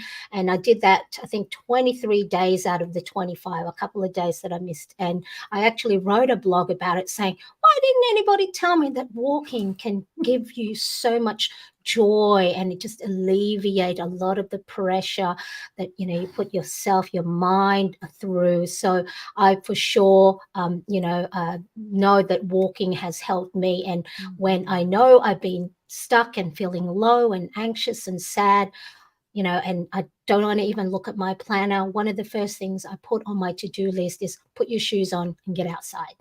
Yes. And that is talking about habits. You don't want to have to look for anything. You don't want to have to look for your sneakers. You don't want to have to, have them by the door and just put them on and leave. That's most important. And sometimes I'd say, Angelo, would you go out and walk with me? And then I got to the point where I started race walking and he was like, well, look, I'm not a race walker. And so he would take his bike, and so he would ride his bike with me while I race walked. And so it became a thing, and it helped us to bond our relationship even more. But when I first started walking, it was just him and I walking, sometimes hand in hand, and sometimes we would, we talked, and sometimes we prayed, sometimes we would just be in nature. And, so it was just, it was those things that, that helped us to move through, move through life.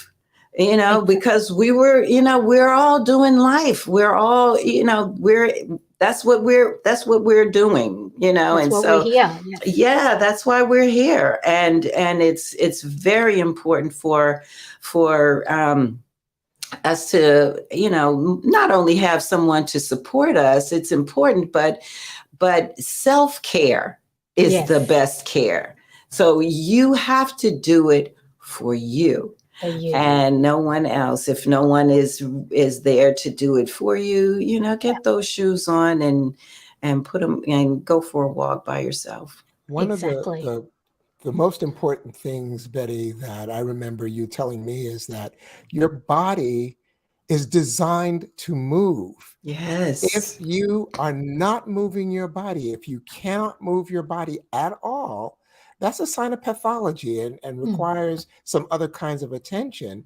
Otherwise, moving your body is another source of kind of like feeding your body. Yes, absolutely. And, you find that actually, stopping moving is really the end of aging. Movement Yes. is the key to the fountain of youth.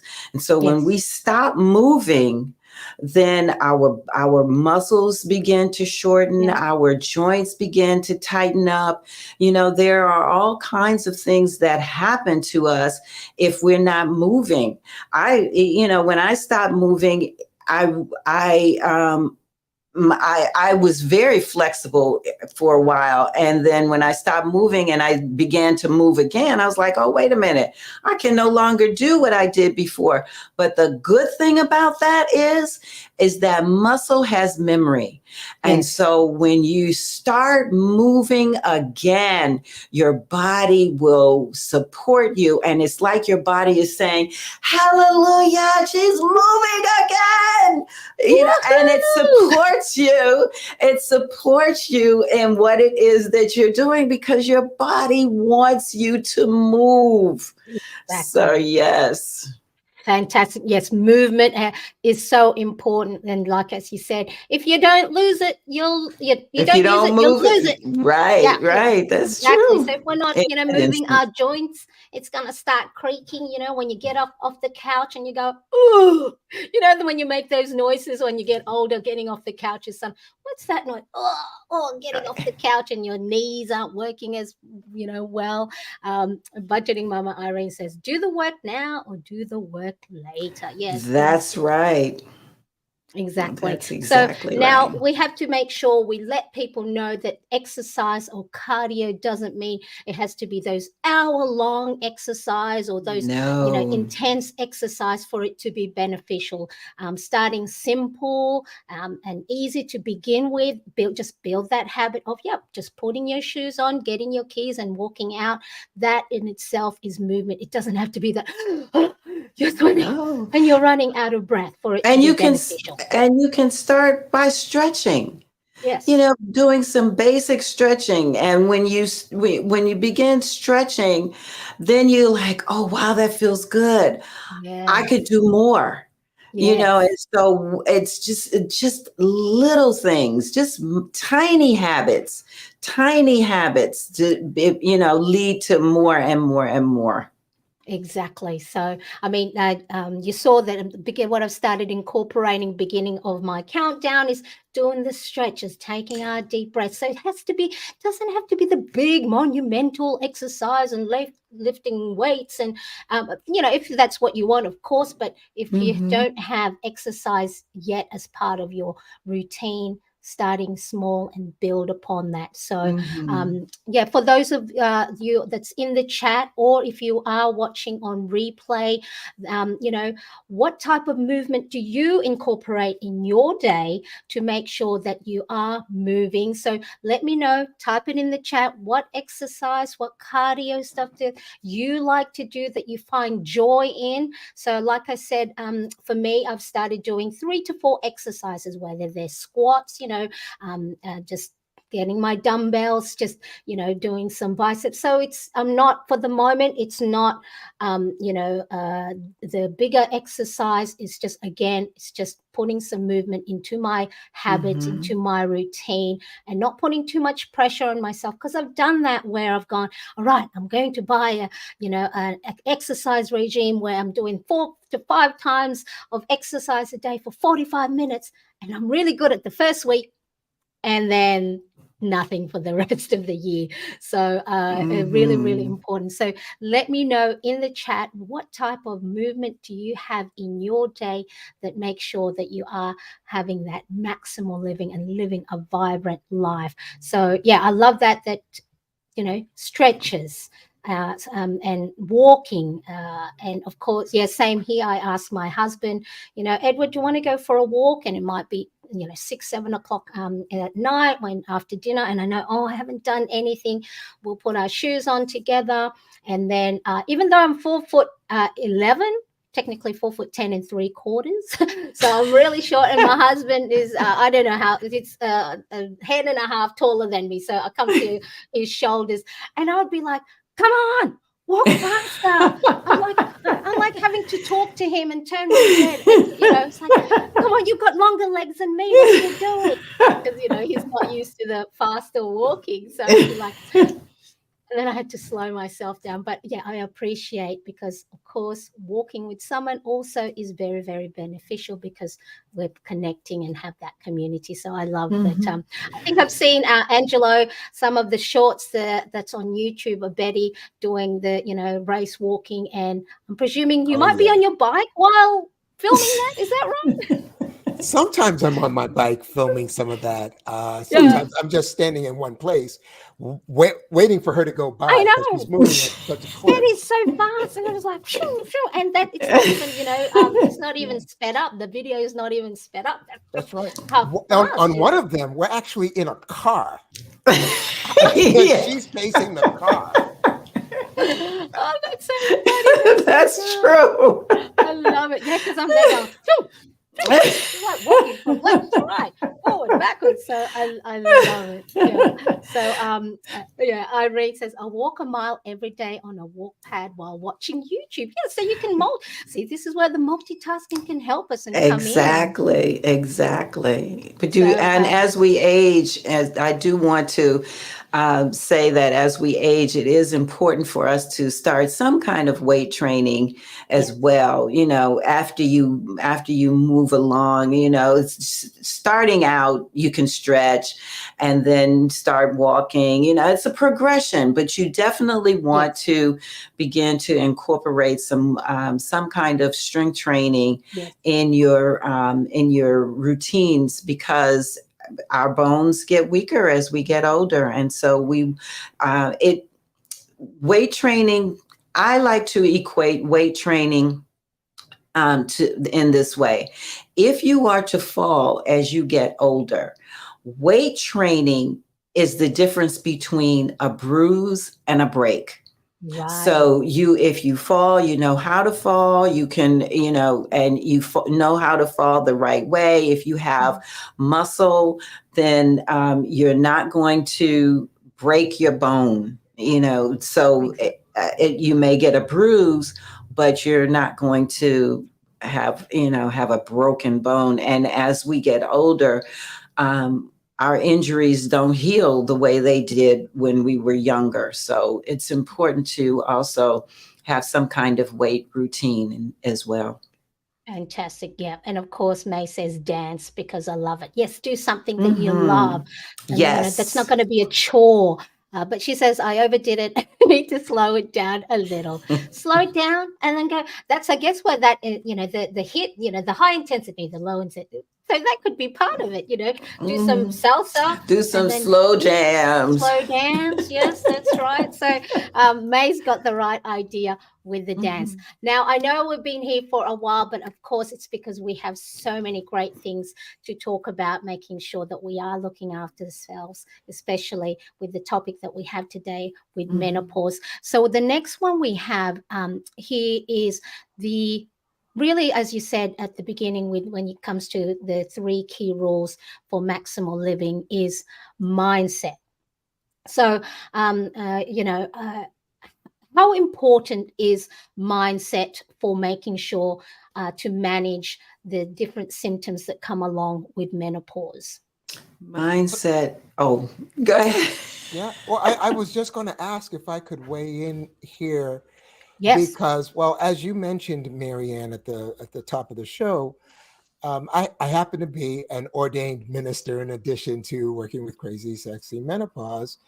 And I'm happy to relate that in ministerial schools around the world, they're teaching mindset psychology in addition to comparative religion and homiletics and all the other stuff that you learn in seminary. Basically, it was that way when I came through about 14 years ago, and it continues to be important to ministers and others in the social arts who, or as I like to say, the people business.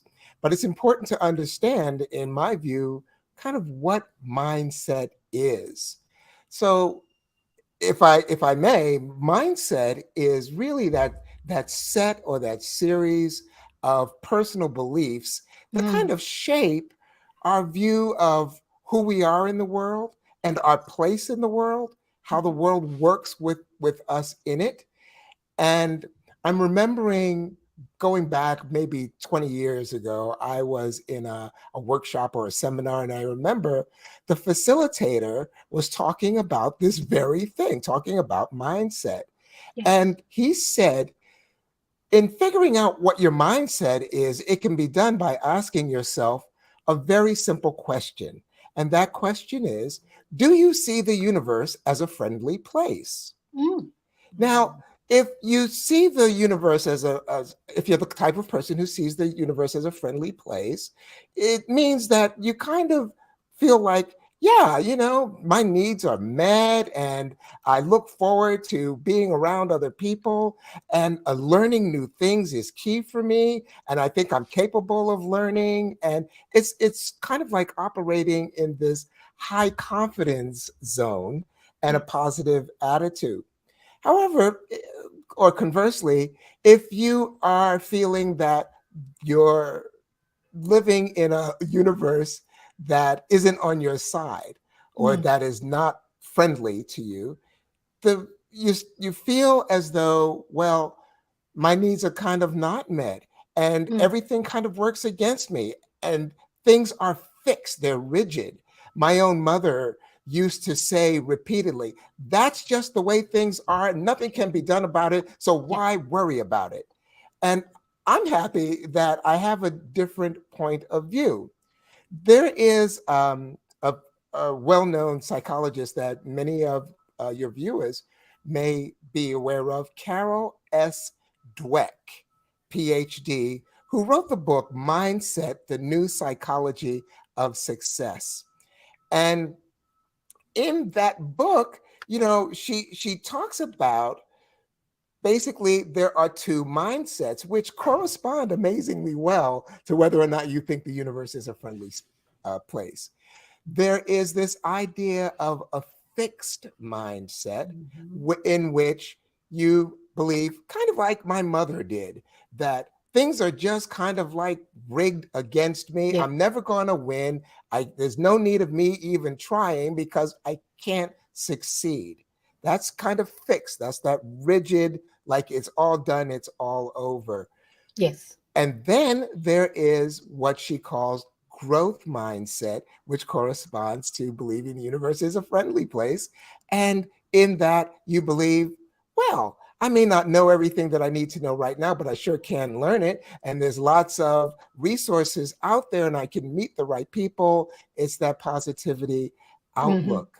So for me, the most important thing is to recognize that there are no heroes or villains in any of this, that all of us flow through, one side of this binary or another at different times in our lives. I've been in a fixed mindset sometimes, and then I've been in a growth mindset at other times. But really, it's what am I telling myself, and how self-aware am I being about where I am? And I'm really happy that this topic is coming up in you and Betty's discussion around menopause, because as Marcus and so many other people have said, the conversation about what the word is, metabolics of menopause is so taboo. But really what has made it that way is this kind of patriarchal view that the world has, where women feel repressed and can't, have find it difficult to have a growth mindset that isn't fixated on a male viewpoint that unless you are able to breed children and unless you look a certain way, you have no value. Well, your mindset can change all of that to know that once you hit menopause, that's not the end of the game. That's the beginning of a whole new horizon in which huge opportunities are available to express and to explore and to bring forth, your value in the world. It may take some, I don't know, some serious self-talk to Yeah. kind of like get to that point. To remind yourself, well, what do I really believe about me or about this situation? Oh, for What, sure. For yeah, go sure. ahead. That is, I was going to say, yeah, having that positive mindset, even though I have been actually quite sad for the last, a couple of weeks, really, really sad, where I've sat on the couch under the blanket. And, I didn't actually even, the other day, I didn't eat anything the whole day and I wasn't hungry. And then that's the emotions I know had taken over. But it's because me having the positive mindset that has allowed me to bounce back a lot quicker. So I Yes. was able to go, you know what? I am feeling sad. I am feeling low. I'm going to acknowledge it. I'm going to embrace it. I'm going to give it some space. I'm just going to sit in it for a Yes. little while. And then once I'm ready, so I know it might not be easy for a lot of people to do that because, they have to go to work or that they don't have the opportunity to just be able to sit with it for a while. So I know that I am in a fortunate position, but we always also have to know that if we allow it and we acknowledge it, it's a lot easier to move from it and see the next step. So positive mindset for sure is so important. And without me learning it through, the planning and self-care, as you said, Betty, I know I would be really actually quite scared to think of where I would be without having the positive mindset. So I love that fixed mindset and the growth mindset lens to look at through. Yeah. Yes. And once again, as you pointed out, that's in the ebook that you can find on Betty's website. We talk Yes, about that too. exactly. So I'm going to show everyone because I've got mine in my planner, hole punched and everything else. But Betty, what are some ways to help us have, for those that don't know how to have the positive mindset, what are some key things that we can do to help manage this, not just, I guess, the symptoms of menopause, but to also be able to manage all the day-to-day stuff that life throws at us? So tell us more about what sort of things we can do for ourselves right now that's simple, that's easy, that can help have that, live the vibrant life. Not saying that things, are always going to be rosy and happy and, Disney like our fairy tale. Let us know what you would tell those that to, what sort of things for the mindset, positive mindset. I think the one thing is to find your joy. Find something that makes you happy and do that. And, whatever it is, it doesn't, and you don't need to speak with anyone else about, to find out, well, do you like this? What do you think Mhm. about that? It's just something that you like for yourself and do that because it gives you joy. And the Yes. next thing I have to say, live in gratitude. Because if you're living in gratitude, you're not negative. If get a journal and focus, just initially write down 5 things that you're grateful for. Everybody can find at least 5 things that you're grateful for. I can name off 5 things right now. I'm grateful for the roof over my head. I'm grateful for the food on my table, the clothes on my back. I'm grateful that I'm alive. I'm grateful that I have a family that loves me.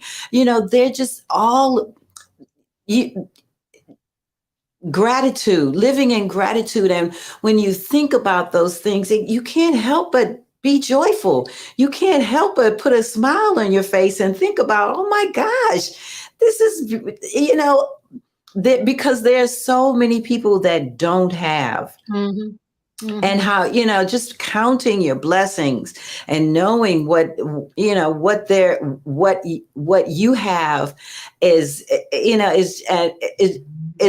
amazing, and just being grateful for that, and actually writing it down takes it from your head to your hand, through the pen, and writing it down and seeing it in black and white is like, oh my gosh, and not only that, but going back and reading what you've written. It's those types of things that are something that, just two things that you can do today that are that are something that can take you out and be grateful, and living mindfully, being, practicing mindfulness, practicing being in the now, focusing on what it is that you're doing right this very moment. If you're, taking the worry out of your head, and just focusing on what is going on right this very moment. Am I alive? Am I healthy? Do I have control of my limbs? Am I, I can see, I can feel, I can hear, being mindful of what you're eating, how you're eating, chewing your food, having mindfulness walks, being mindful of what's going on just in this very moment, appreciating the nature, appreciating your life, appreciating the community you have, the friendships, the Yes. loving relationships that you have. So it's all of these things that are, and what I've just shared with you doesn't cost a dime. It No, doesn't cost a dime. And all of these things bring you joy. Yeah, exactly. yeah. Yeah, I Hey, love that. me too. This idea of mindfulness brings me back to something you said earlier, Marianne, that when you're sad, you know, you're able to tell yourself this moment will pass. And when it does, when I'm ready, I'll move into my new space. That is Yes. mindfulness. And by any other word, it is awareness. I Yes. can't Yes. say this often enough. Awareness Awareness is is curative curative. all by Oh, itself. exactly. Yes. And a lot of people talk about mental health and mental well-being, and in the past, they used to go, don't cry, stop crying, toughen up, buttercup, you cry like a girl, or all this stuff. But actually, I mean, budgeting mama Irene says it's good to have a cry every now and then. It actually releases stuff, doesn't it? Like when Yes, you cry, absolutely. I know when I have a migraine, I will close the blinds, go on, and then have a good cry, and I feel so much better. And to have to acknowledge the moments that we are feeling sad, we are feeling low, that's actually, having a good mental well-being. That you Yes. are aware of it, because if you're not, if you have removed yourself from it and you no longer see the different levels of emotions we have, that's when we get depressed. And You're so stuffing those emotions down. yes, yeah, And then, acknowledgement. Yeah, mhm.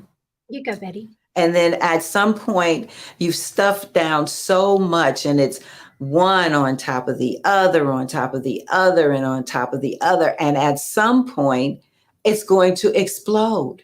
Yes. And how does it explode? How does that manifest? It manifests as disease. It Hmm. manifests psychologically, mentally. Anger. It's Yes. going to come up. It's going to explode. And you don't want that. So the best thing that you can do is exactly what you're doing, is allowing it, releasing it, and letting it go. Yeah. And also, yeah, giving it some space and grace.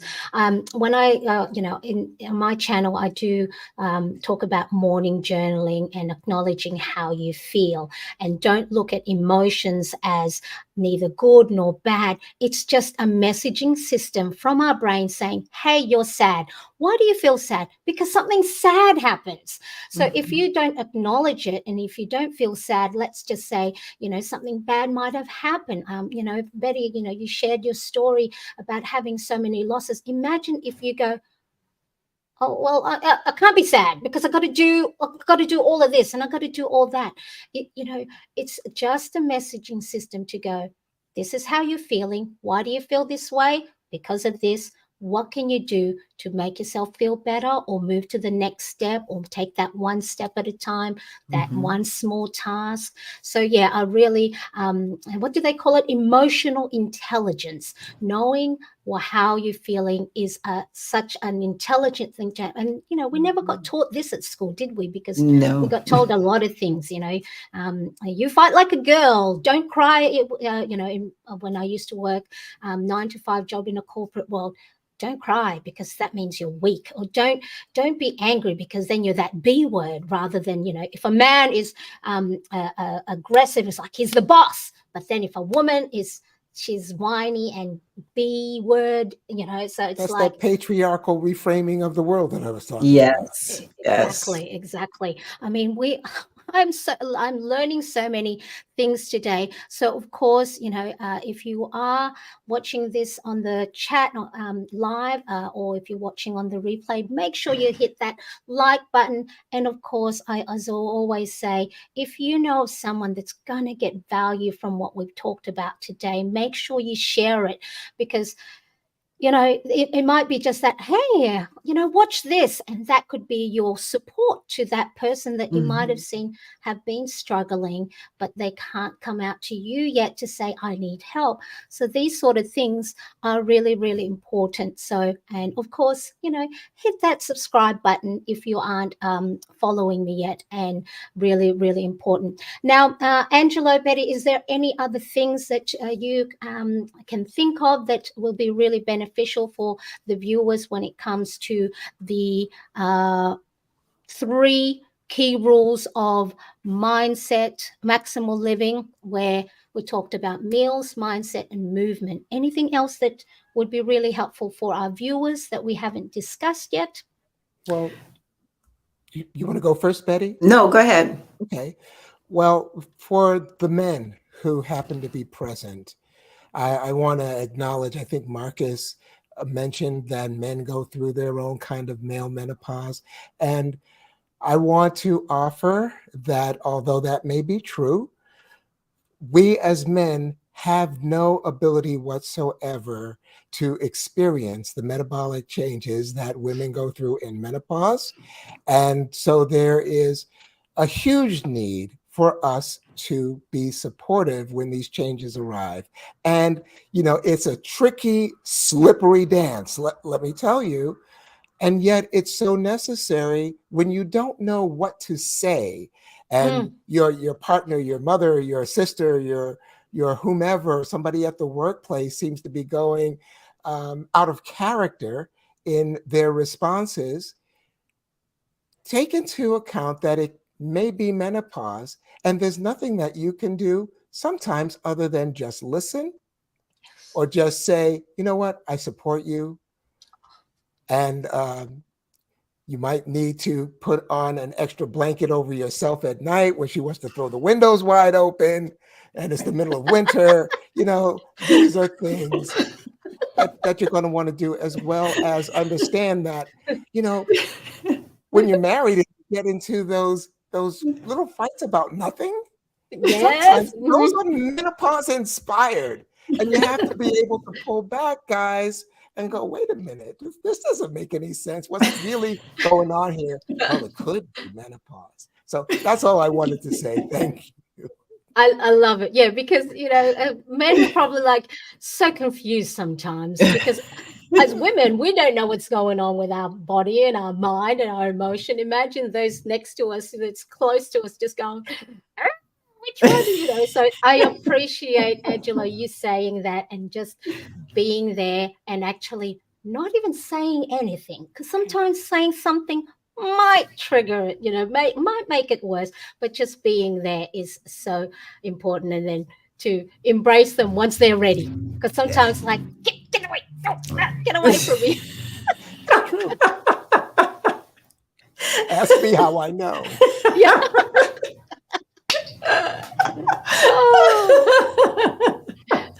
Oh, Oh, that is so true. That is so true though. But and when we come out of it, just be there. And it's men's um demeanor, or it's a man's way of being is to fix things. And yes, so, a lot of times we don't need it to be fixed. We no, just need an ear, just yeah, listen. And so, yeah, that to all of the men out there, just listen and ask if if we need a solution. Just yes, ask, yes. What I've and we'll let you know. yeah, what I've told my husband now is when I'm in these moments, to say, do you want comfort or do you want solution, or do you want me to just, because now I'm learning to say I have two boys as well. So I have a 16-year-old and a 14-year-old, my husband. So now I will, go off on a rant, and this is how mum's feeling, and this is why I'm doing the stuff that I'm doing. So please, for the moment, don't offer any solution. Don't tell me you love me. Don't tell me anything. Just listen. So then when I am ready to have a conversation where I can, listen to the other side, I'm in a better position. But at the moment, I'm just heightened. My emotions are just heightened. So, yeah, really asking for help from our loved ones to either just be there, sit next to me, And give me a blank. Marianne, Yeah. I want to say that it's important for you to embrace your community of females, because Mm. you're living with a lot of testosterone. And so, Ah, yes. so, I it's, forgot. yes, exactly. And so you need that estrogen support. Yeah. Oh my goodness. I've never looked at it that way, because I've Hmm. always gone. The boy. The boys. All three of them have been very supportive, and I'm going. I don't know how they put up with me. So, but yeah, you're right, because we don't want that. What do they say? We are made up of the five people, the closest people around us. So I guess you're yes. So thank Hmm. you for pointing that out. But no, they have been beautiful support. Now, I want to just let the viewers know that there is an ebook that is available from crazysexymenopause.com. So let me just put that on screen. So let's just do this. So they can download your free ebook that has, of course, a lot of the information we talked about today, the 3 keys, and of course, information about Bette. So download it. It's free. I already have the link in the description below. So have this handy for those moments that you're going, oh my God, how can I manage my menopause and all the different symptoms? And so as you can see, because we are a planning community here, it's important to have it visible, have it handy. So then, of course, when you are forgetting what sort of meals you should have, what you're forgetting, what type of movements you should have, or what you're forgetting, how can I create a positive mindset? And this even has I think the fixed and growth. I did say, I think that It's a mindset was at the beginning. Yeah. So yes. I left mindset in our conversation today till last, because, of course, that's, about what Marianne Cresp is all about, making that self-care. And so there's the fixed and growth mindset. So it's really important to, have that download it. The link is in the description below. So now let's have a quick look, because I think May says yes. Thank you, Bette, Angelo, and Marianne. This has been so very informative and Thank you. encouraging. And to have, I guess, the three of us that's in different culture, different niche when it comes to our content creation, but we have the community where we support each other, because actually, like I said earlier, Angelo and Bette are also doing the same accelerator program course, where we're trying to, through our content creation, build a community, have the platform to be able to share all the different things that we know we are learning through our own experience. So when we go do the Zoom calls, I remember seeing behind Bette, she had the whiteboard. And as you all know, I love lists and I love writing things down, whether on paper or on a whiteboard. And, I like lists. And one of our homework was, create a list. And she saw the Google sheet I had. And of course, I love color coding. So it's really, so that in itself, the like-mindedness, make sure you have a community that you vibe with, and, a tribe that shares the same like-minded and things. So that's where, and then we've had, calls in between where we just laughed and so it's It was really a match made in menopause. a match made in menopause. Yes, because she caught me on a good moment where I was all happy and lists. I love lists. Oh, you love my color coding. So really, really important. Now, I just want to quickly, if that's okay with you, Angelo and Bette, I just want to let people know with regards to, creating a positive mindset and tracking different things. I do have a planner insert printable that I have in the shop at the moment, where you can because of course for me, I need to start tracking my period, because I think it's only been, so this is where the greens are no period days. So if you want to track, your period, if you think that you're having irregular menstrual cycle, I have a period tracker available. The link is in the description, or it's tagged underneath the description here.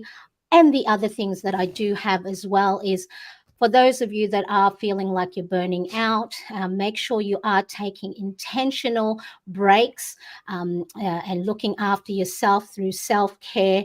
And what we talked about is looking for those wins, the glimmers rather than the triggers. I think this is a new thing that's happening. I don't know if you guys have seen it, Angelo or Bette, on Instagram, looking for glimmers instead of triggers. So really, it's looking for the good things that's happening in our life, because once we start looking for the positive things in our lives, then we will see it more often than not. And like you said, have not had that fixed mindset of, ooh, everything's sad and everything's bad. And of course, that's going to happen for us, those that are going through perimenopause. So we want to actually make sure that we are looking for the wins and having those. Earlier I showed I have, of course, I'm a planning channel. So I do have lots of planners, but you can just get those $1, $2 notebooks or exercise books from your local variety store. Just grab a pen and paper, and in the morning or at night, write down what you're grateful for. Because it's really, we sometimes forget, because we're so used to that, everything's going well, but then when they're not, we don't look for those. And if you did want to purchase any of my planner inserts, they are available at mariannecresp.com. And for the period tracker, the self-care ideas, as well as the victory log, I have 25% off till end of Monday night, 11:59 Australian Eastern Standard Time. So you can get 25% off. Use the code period 25. That's fantastic. So it's just something, because like you said, Bette, earlier, get it out of your head and down on paper. And through my reading, it's called encoding. You remember it more, you retain it more once you see it down on paper. And sometimes actually for those harder days, when you're writing down your worries or what you're anxious about, you remove yourself from it, and you are a lot more able to see it clearly and think, and it doesn't swirl and swirl and swirl in your head and bring you lower and lower. So really, really important. So I appreciate you, Bette and Angelo, letting me talk about the planner inserts that I have. So I have all the details in the description below as well.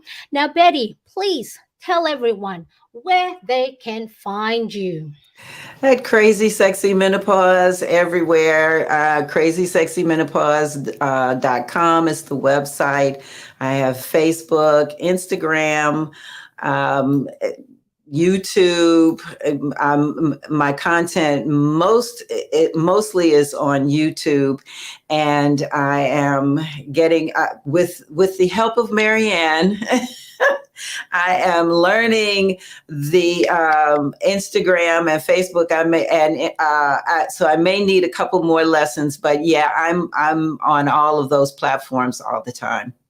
Exactly. So as Bette said, all it is everywhere for CrazySexyMenopause.com, her website, YouTube channel, Instagram. She's also on Facebook and, of course, LinkedIn. And if you want to download her free ebook, 3 Keys to Maximizing Life During Menopause, that direct link is also there. So make sure you do. So let me know in the chat if you are going to download Bette's Crazy Sexy Menopause free ebook, because just have it handy. So even if you don't think you are going through perimenopause, a lot of the teachings that she has in that free ebook will also apply to you. So don't just think, oh, I'm not there yet. I'm still too young. I'm not going through any of those irregular or symptoms of menopause. I tell you what, if you are prepared now and building those habits of having great meals and putting movement into your day and having the positive mindset, when the time comes, right, Bette, they're like already tooled up for it. Come on, I've got you, you know, and not right. look at it and not look at menopause as something that's bad, or, you know, it may be that with all the roller coaster stuff that goes on in the change of life, but you're easing through it. Yeah, you'll be you're more easing through. Exactly. So budgeting mama Irene, this has definitely been very informative. Angelo, thank you for being so patient. See, he's already practicing being patient with us, you know, going through menopause. That is real life there, everybody. Because I said to Angelo, I didn't want to leave him in the green room for too long, you know, because he doesn't see him nodding away, and I'm going, yes. But thank you for including me. This has been a blast. I know, and look, we've gone over 2 hours, but this is so informative, and we're gonna. For those of you, of course, I'm going to try and make sure I have time stamped once we finish the live stream, so you can have a look and jump to the area that you need more help on. So, Bette, Angelo, I want to really take this opportunity to thank you both for sharing a moment of your precious time to come to my show today. And it's really, like I said, people come into your life for a reason. And you know, whether they say it's for a season or a lifetime, I think this is something that not only will help me, my husband, you know, from what we learn from it, my children, but those that are in here in the live chat today, but those also watching on replay. So if you are watching on this on replay and you have any questions, please pop it in the comment section. And if there's anything in particular that you know, Bette or Angelo can answer more, I'll make sure to tag them so that you are informed and well versed in these sort of things. So, you know, I appreciate you both so much for spending some time with me. We appreciate you. You're so gracious. I just love you.